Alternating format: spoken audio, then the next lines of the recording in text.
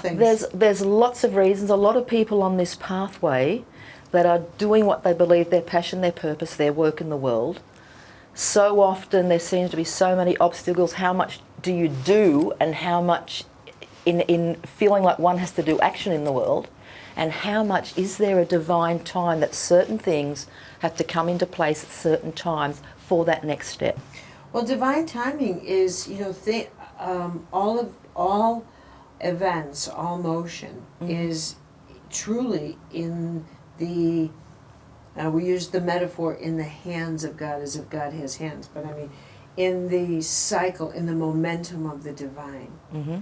And you can't make something happen out of sequence. Out of sequence. Okay, and there is a key phrase. There is a sequence of events that support every event. And if that's the other sequence of events haven't come into alignment, don't force this, because it will shatter. If it's prematurely born, if you think you know the timing better than heaven, you will force a birth prematurely, and it will be stillborn. So you have to do the best every episode, every day, and the rest is in the hands of God. Well, we'll move on to part of your world, the institution. Institute. I have an educational institute called CMED, which is an acronym for Carolyn Myss Education, where I do a program on entering the castle and a program on sacred contracts, both of which are academically accredited through a university in California called Wisdom. So people can earn degrees, PhDs or masters, and I'm really proud of that. Wow. How long does it go for? Well, entering the castle goes for 3 to 6 sessions, and sacred contracts for 6.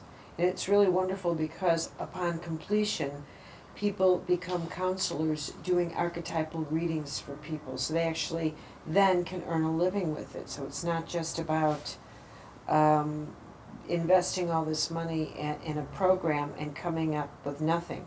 You can actually earn a college degree and get an occupation.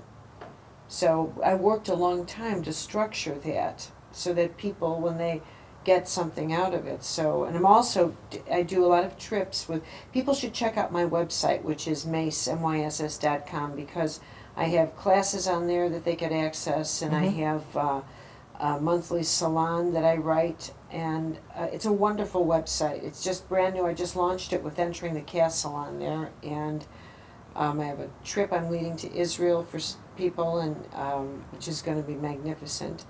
So you could check out the books and my school and all kinds of things. Okay.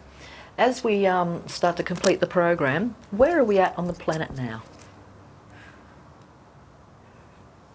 You know, if you talk about love, fear, whatever terms, do you think we're starting to finally move forward? That we will make it through this as a humanity?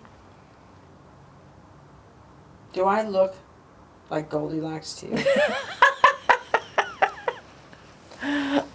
Do I think we're going to make it forward? I don't know. I mean, some people go, you know what, no, we're blowing ourselves up. 22 million people are homeless today in India from a flood. Several bombs went off in Iraq. Let me see. Do I think we're making it forward? Surely a woman who writes this has an absolute belief in the power and the beauty. You know what? Let me tell you something. Oh. This is what's true.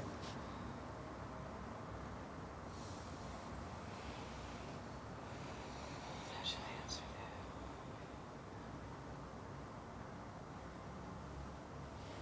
that? Okay, this is how I'm going to answer it. We have crossed over a significant line.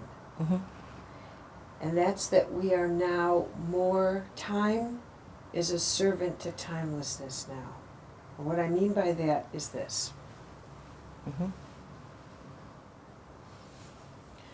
We are now a culture that is more involved in tools and in technology that is timeless. At blueberries and cell phones and computers, and we are now in a timelessness technology and a timelessness internet. And there was once upon a time when the exchange of information took a long time, and now it's timeless. Now a person, like living here in Australia, living in the United States, living anywhere, used to be able to, and this is us a few years ago, and certainly your parents and mine, could limit and were limited in their territory in terms of the amount of information they let in, okay? And the speed at which information reached them, one letter per month perhaps.